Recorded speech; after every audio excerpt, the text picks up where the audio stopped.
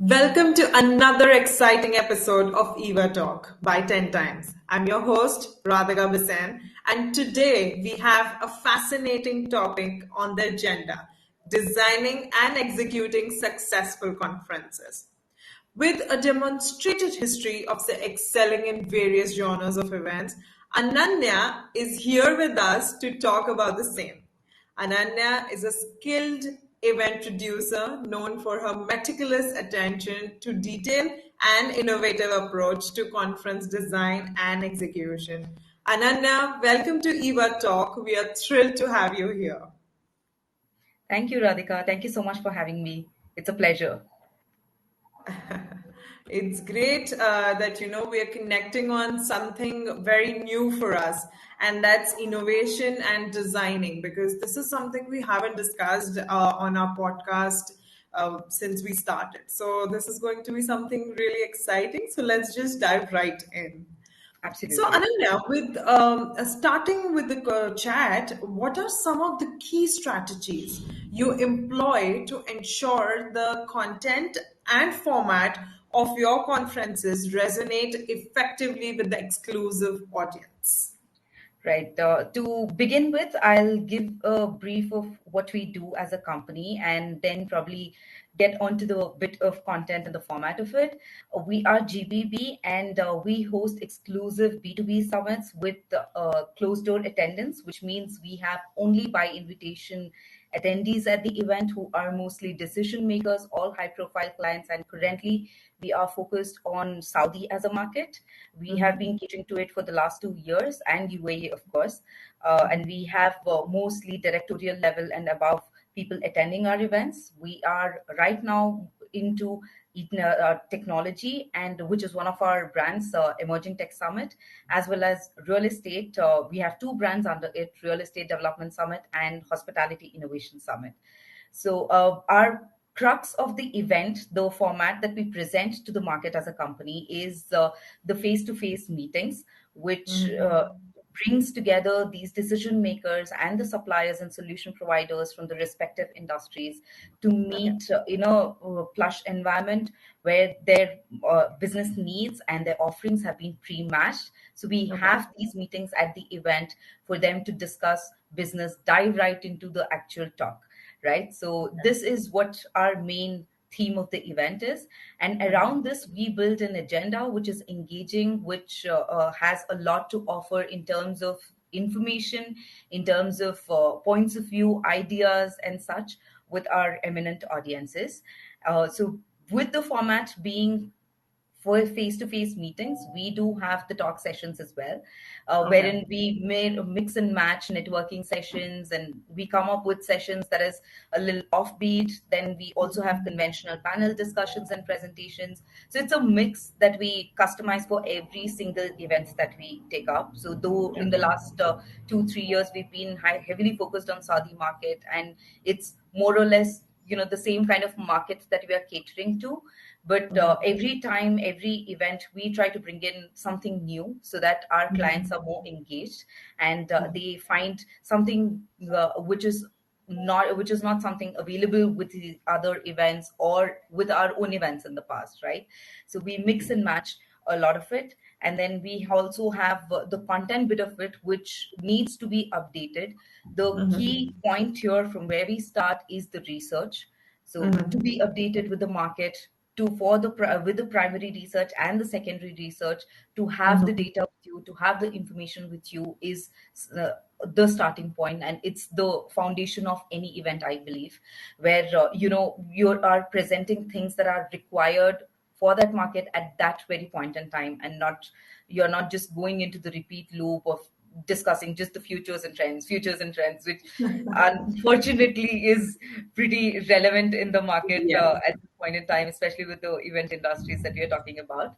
Yes. So that becomes your starting point, and then there's always a very important factor to experiment. As I was saying, there's a part of conventional and unconventional that we offer at each of our events. So at every event, we are experimenting a little bit, which doesn't mean that clients are in for a big surprise and everything's just not planned, but it's Yeah. it's a balance of both of it.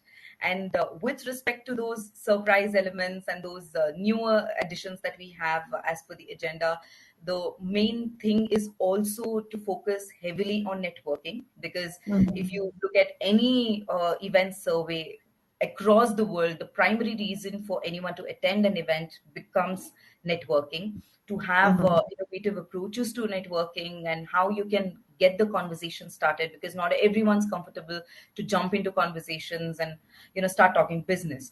So these Yeah. are key areas that we focus on, where we try to increase the engagement. Apart Mhm. from that, we also have things that we prepare ahead of our event, and it runs Mhm. throughout the year for us. For an example, we recently launched our own podcast, which is called Mhm. Unplugged with GBB, where we Okay. bring in some of the key delegates in the market, some of the market leaders, the thought leaders, to talk about not just work, but also a lot with wisdom on how they got where they are. And we also have, to quote an example, last November, we concluded this one very exciting event. Even for us, it was a super exciting time. It is called RICA, that's Red's Industry Choice Awards, so, which was the Okay. first of its kind, where we brought choice awards to the real estate market in Saudi Arabia. And the energy that the entire program brought in was very, very good to witness. We had a lot of excitement before the event, at the event. So the client engagement is not just restricted to what you have to offer in terms of the talk sessions or at the event with the meetings or anything. It could be a lot beyond that. So that That's great. window of That experimentation needs to be open every single time. And the feedback that we get from our clients, from what they've attended with our events, with the other events, very fortunately we enjoy a very good clientele, where we have loyal clients coming back to us with a lot of feedback, good, bad, ugly, all of it together. So we put everything together as a team, we brainstorm on things, and we have a bit of innovation to present, a bit of design changes in agenda to present, and a lot of what has worked for us in the past as well. So it's a mix of That all of is great. Great to hear so much, about the process, the strategy, the way that you conduct about it. I am really delighted to hear about it. I had a question in my mind, and I think with your answer here, it has sufficed. So I was going to ask you if you could walk us through the process of designing a conference from initial concept to execution, highlighting any critical steps or considerations along the way. So I have heard about how you people strategize, you research, and then only something new is brought up with each and every conference that's coming up. So Ananya, what in your experience are some of the effective ways to probably maximize the attendee engagement and participation during these high level conferences? Right. So, to just run you through the process, as I mentioned, it always starts from research. When you have your research base is very strong, if your foundation is very strong, then everything that you build on it turns out great. So, you have the key data in front of you, and then you start putting one after the other things together, right?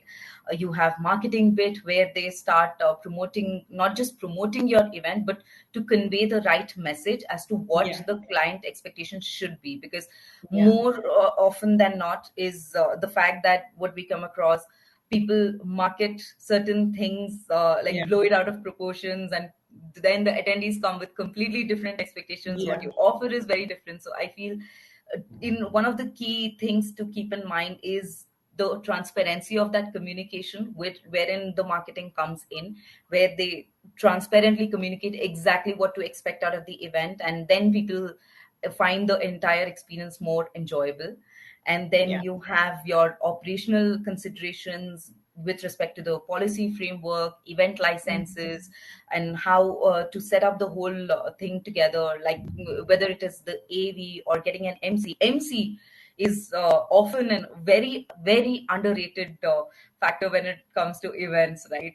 It's never one of the focus areas, if you have to get like put it that way. And it's Yeah. usually in the last few days of the event that an MC is brought in, right? So I feel MC can be a point of very high engagement with your clients at the event, where they maintain that level of energy, they maintain that kind of engagement, they encourage people to uh, have the conversations, to have that excitement building around.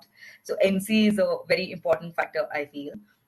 And Yeah. then you have the policy framework of the country itself as to Mhm. how much they're focusing on this particular industry and how much push from the government there is, how easy it is for a foreign national to do a business there, especially since we are talking about global suppliers being present at our event. It becomes a crucial factor for us to decide whether a particular country will be able to support that kind of foreigner engagement or not in Mhm. terms of business.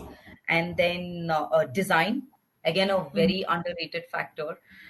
Usually Yeah. the designs, That how is, the design market works, yeah, right? So yeah. it's most usually copy paste, copy paste, copy paste. Anything you find on Google, it's always there on some or the other event design. But I feel it's again a very important focus area where you communicate what that event stands for, what the Mhm. kind of class that you need to expect from that particular event, and it builds that entire aura, a narrative around the event. It tells a very beautiful story.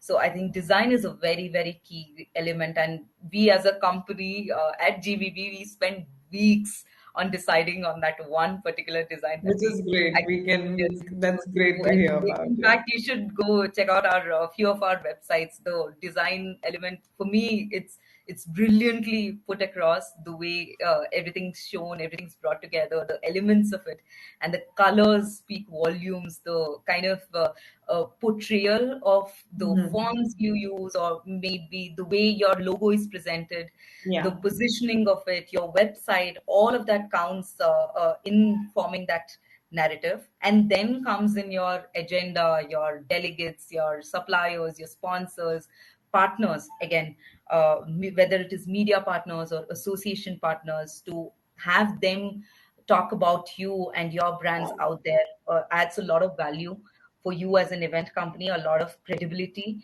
So I think that's a very important factor. And then at the event execution, the most important factor, I feel, beyond the entire setup that you've created, is to give a seamless experience to the client, to have that personal attention given to every single client. And it's very sad to see a lot of times, because we also attend other events, because by the time the event dates are in place, the most of what you want from the client is already there for you on the Yeah. table. So client becomes not that very important. And it's again, when you have to restart another event, is when you go back to that client. Yeah. And but I feel, to take care of your client with that personal touch, to be able to accommodate their requests, and to be able to manage all of their demands or requests or needs at that particular time, it forms the key aspect of how your event will eventually turn out. Because beyond Not all, only when I feel that even future relations, right, if so this event goes great beyond and this all of the work, communication, it's, I yeah, feel, that personal touch, that how you yeah, make someone feel when they are with you, that remains with them, that talks about you as a brand and what yeah, you stand for. So I think those are the key elements that you need to take care of. Otherwise, overall the process remains the same, putting yeah. together everybody So, and matching the. Ananya, thanks for highlighting the critical steps and considerations that go along the way. But coming back to what are as I asked that in your experience, what are some of the effective ways that you could maximize attendee engagement and participation during these high level conferences? As you've mentioned that the delegates, and it can be all foreign people that are involved, there would be some policies, there would be so Right. much more, but of course leaving the operational task, how do you think that engagement attendee engagement of those people that are coming up is can Right. be So maximized? I believe that the key area still remains the fact that you are able to individually match make their Mhm. needs as a Okay, business, as a matchmaking, company, and yeah, as an yeah. individual. As I Mhm. mentioned, that's what our key selling point is, the face-to-face meetings, Okay, right? So as long as people find a business value in their time that they spend at the event, I think yeah, that should be the crux of the entire matter. And then Mhm. when it comes to the agenda, the topics, and the speakers that you set in, as I already mentioned, you need to have that newness to every agenda that you create. The kind of speakers that you bring in have to be subject matter experts in that particular area. Yes, They have very to crucial. know what it really Yeah, is to work in that particular area, right? It's not just that, for us, it's very easy to get lost in that pool of people out there, right? yeah, Because when you talk about, say, for an example, a design topic, there are a lot yeah. of architects, there are a lot of designers out there in the market who are doing a lot of work in different sectors. But when you pick up, say, for an example, something niche like a hotel or a restaurant, so you need to Mhm. look at a speaker who can do 100% justice to that, and bring in someone Exactly. whose expertise and whose niche lies in that aspect, and not just in terms of numbers, but also in terms of the quality of work that they put across. So you see, there are a lot of firms, a lot of organizations out there who are not doing huge numbers in terms of Mhm. work, but the work that they create makes history. So it's Yes, very important for you to strike that balance between the conventional and unconventional. So, of course, you need to have the names that sell, and you have to put down numbers on your agenda as well. But it's also Mhm. important to get the quality and have a very good mix of these two, where people are able to uh, learn something new out of every agenda that you create. And then the networking sessions, as I mentioned, are super, super, super duper important. As long as people are able to, because in any event, say even in the smallest scale of event, you have 200 to 300 people at least, Exactly. and then the Mhm. count only increases. Yeah, Most of the people who are present at the event already have solutions for each other's problems and have exactly. things to offer to each other. But unfortunately, the time and the whole build up around the sessions is so packed that they don't even get to know who the others are in Yeah, attendance, right? yeah, So it's very important to create that aura, and those strategized breaks, the strategized networking sessions where you are, putting them into situations where they have to talk to each other, introduce each other. Something yeah. as simple as, when an MC in our recent event, he asked, in the morning session, he just asked people to shake hands, to the Yeah. person sitting right, to the person sitting next, left to Mhm. them. And that is such a simple thing that takes less than 5 seconds, but it's a Yes. wonderful conversation starter, because the entire ballroom started buzzing thereafter. Yeah, yeah, yeah. No Jumping into doubt. conversation. So Yeah. networking sessions are very important. And the it's very, very crucial, I feel, is to not tire your audience, tire Mhm. overload them with information, overload them with the agenda, where you're just hammering, hammering, hammering, because every person has a certain Yeah, limit from to where you exactly. can accept information, right? So you have to play around with all the elements in a balanced way, so that there's good reception of the information, they're able to retain it, and they're able to put that to some valuable use. And Mhm. some fun additions, like maybe some fun activities or photo booths or some props, even entertainment, gala dinners, I think Yeah, can add a lot of casual sort of engagement, which is, I believe, very important for any very. business event, for people to break free from that monotony. So that's great. Thank you for sharing these essential points that we actually know, but highlighting them and sharing is very important because in the whole process of it, people forget one or two. So, Correct. Ananya, how do you anticipate and address the potential challenges or obstacles that may arise during the planning and execution phase of your conference, particularly when dealing with high profile attendees? Just like I said, that we know these points, but highlighting, remembering, actually implementing them is important. So, Right. how do you, anticipate those obstacles that may occur? Right. Event is such an industry that if you anticipate 100 things to go wrong and have a plan B for it, which you always do, there's Yeah, always 101st thing that goes wrong yeah, that you're yeah, absolutely not prepared for, and you don't see that coming. Just yeah. to share one example, we did this event last year in Spain, where everything was going super smooth, everything was super perfect, all our clients, everything was in place. Okay, and after we land there, we get to understand that we've lost our entire event luggage in Oh the my God. flights. And Yes. how did that happen? So there was this airway Okay. strike going on around that time, and because of which the flights were being cancelled left, right, and center. There was all the airports were understaffed in Europe at that point in time because people were on strike.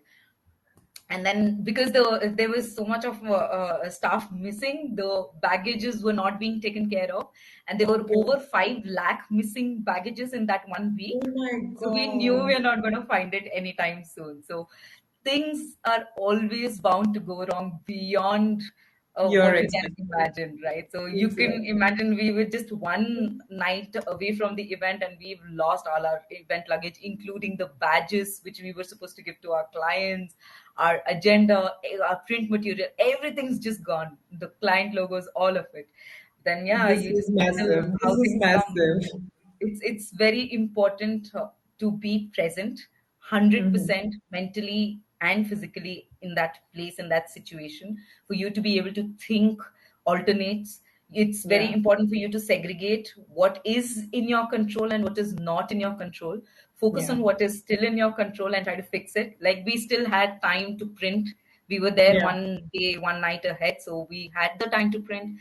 We got all of that done. So that being present becomes, I think, the most important factor.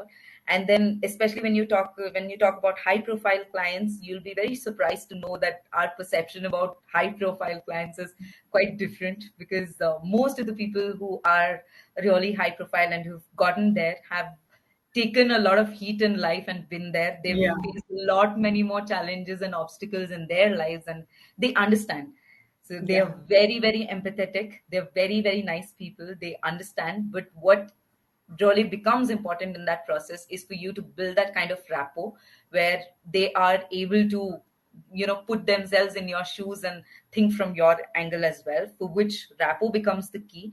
If you have maintained that rapport from day one, as I said, the personalization of experience, and if you've taken personal care of them from day one, even if things do go wrong towards the end, they are able to manage. There are a lot of times they pitch in for you and they do your bidding. They Yeah.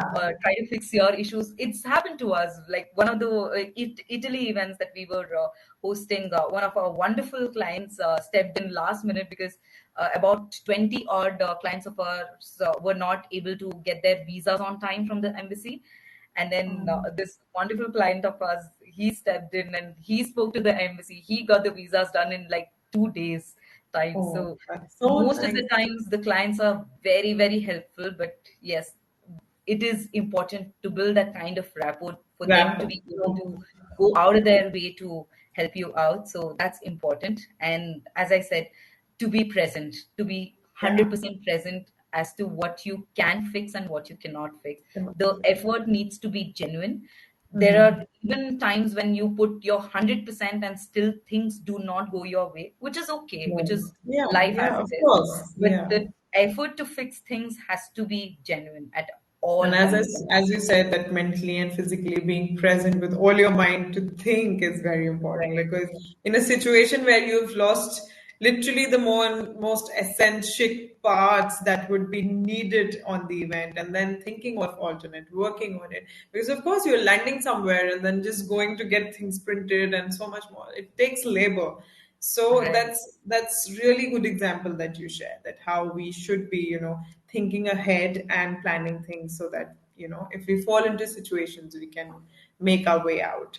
So yeah, Ananya, you were saying something. I just Yes. So one more very common scenario that I wanted to share with you, which I think every event professional can relate to, is the technical glitches.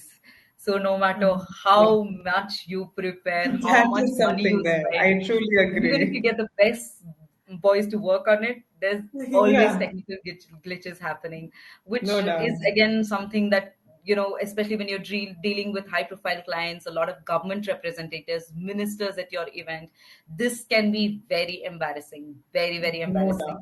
But again, it's a lot of times something that is beyond your control. So there are smaller things that you can do to probably fix it. What I do from my personal experience, if I have to share, the minute I land and we start with the entire AV setup, I learn the basic operations. I learn how to switch the screens, which switch works for what, how to fix the mics, what mics numbers are marked, and where those Yeah. keys are to increase and decrease the volume. Such Mhm. basic things, which is not Basic your things.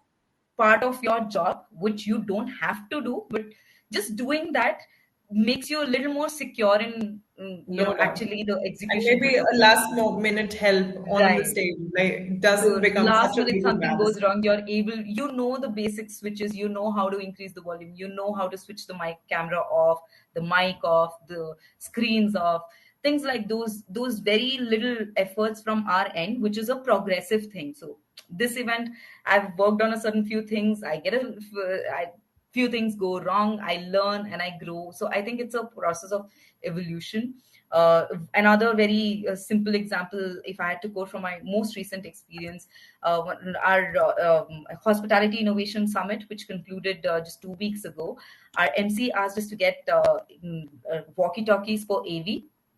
And then at that time, most of us were like, why do you need AV ke liye walkie talkie? You're just sitting around, you're in the same ballroom. It's very easy to communicate. We have our phones and everything. But it so happened that we were on two corners of the stage, and there was certain part of the agenda that the MC missed, which Oh, was unintentional. He just happened to miss it, and missed the it, cue yeah. went wrong, and things started happening on stage when they were not supposed to happen. So that's when we realized it's always handy to have those walkies, so you can immediately communicate and have these things running through the entire process. So these smaller additions, these smaller feedback that you get from your clients, and how you can build over it, improve and evolve, I think is very important when you're dealing with the event industry.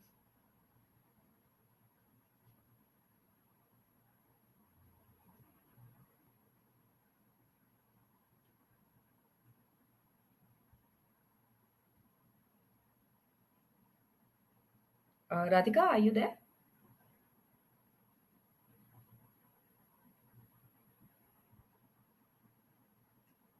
Radhika, I seem to have lost you. Oh, never mind. But as I was saying, the technical glitches are something that, Radhika, you're back. Yeah, we This were is talking exactly what I about was different talking about. The glitches technical and a glitches, technical glitch they happened. never go off the Uh, books. Ananya, we'll have to take the question number three again. Mhm.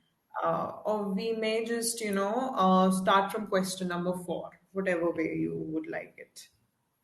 Sure. Yeah, Anything.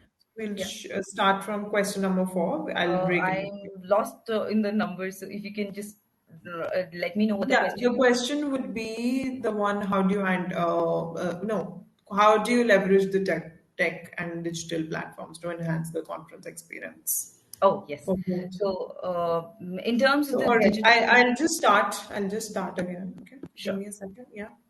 All right. So, while we're talking about the technical glitches that we just faced too, so how do you leverage tech and digital platforms to enhance the conference experience for both in-person and virtual attendees, especially considering the recent shifts in event formats?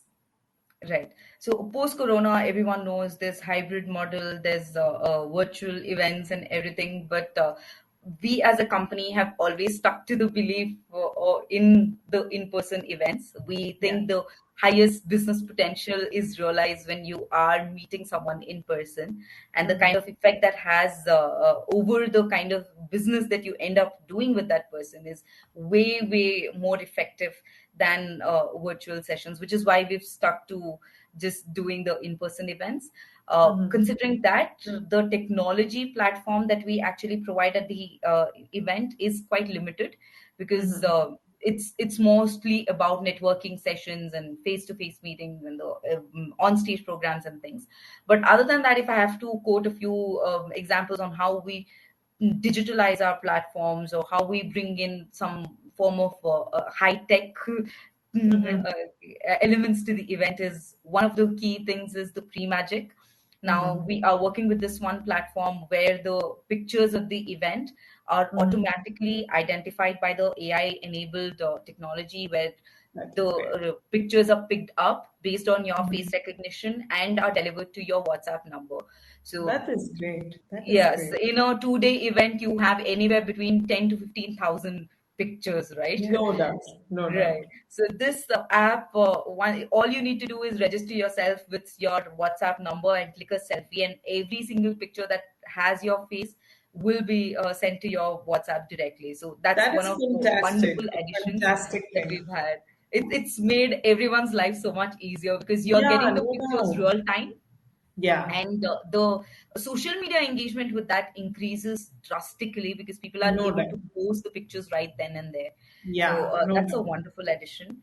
And other than that, we have LinkedIn Live for the ones, because ours is the closed door initiative for people who are not able to attend the event. We have the Yeah, LinkedIn Live that works for us really well.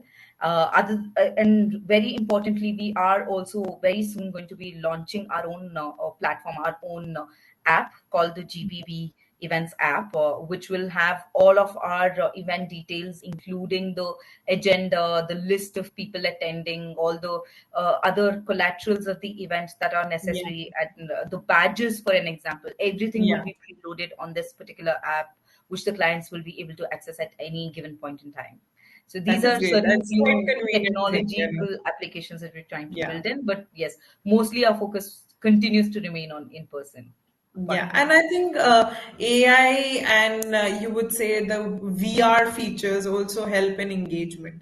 So maybe you are Right. also applying those same to the engagement of in-person audience that is coming in. Because in my recent, researches, etc., I've seen how that, VR, etc., helps in engagement. There could be multiple things that are happening, and it really helps. So, do you agree with the fact that AI and VR are going to be one of the most, used technologies in the future coming days for events?